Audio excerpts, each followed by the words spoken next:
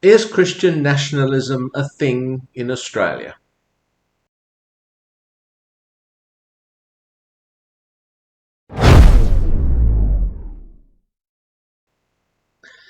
Most of us are probably aware of the significance of Christian nationalism in US politics.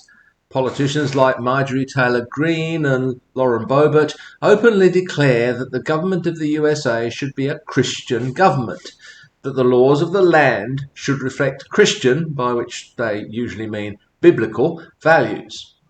Trump himself, of course, has openly embraced the Christian nationalist agenda. But what is Christian nationalism?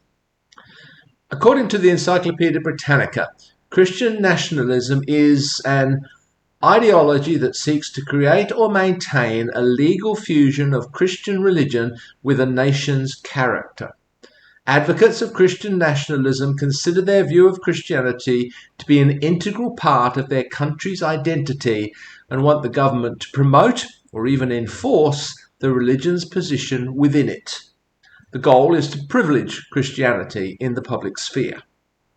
This has always been a strong trend in some circles of US politics, but it's gained a boost in recent years with the rise of Trump. It's become more open, more blatant. According to the Public Religion Research Institute, which describes itself as a non-partisan, independent research organisation, about 30% of Americans qualify as Christian nationalism adherents or sympathisers. But is Christian nationalism a thing here in Australia? I ask this because we're fast approaching the Christmas season when some people will inevitably bemoan the devaluation of the old traditions. Well, according to the most recent Australian census information from 2021, only 43.9% of Australians even identified as Christian. That's down about 9 or 10% from the previous census 5 years earlier. In the USA, remember, 30% of people identify as Christian nationalists or are sympathetic to Christian nationalism. In Australia, only 43.9% even identify as Christians. And I must wonder how deeply even some of their Christian convictions run. We've had some right-wing prime ministers in Australia who've openly expressed their religious beliefs. Most noticeably Tony Abbott, who was a Roman Catholic, and Scott Morrison, who was a Pentecostal. However, even under their leadership, the conservative religious right has had very little success in advancing its policies.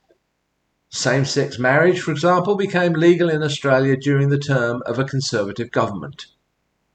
Not many people these days would regard Australia as a Christian nation, except in a loose cultural sense, in the Richard Dawkins sense of being a cultural Christian.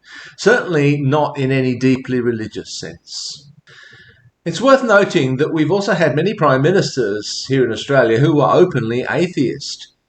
When our current Prime Minister was sworn into office, he opted to make a secular affirmation rather than swear on the Bible. Very few people in Australia cared about this or even knew about it, although the media tried to make it a thing.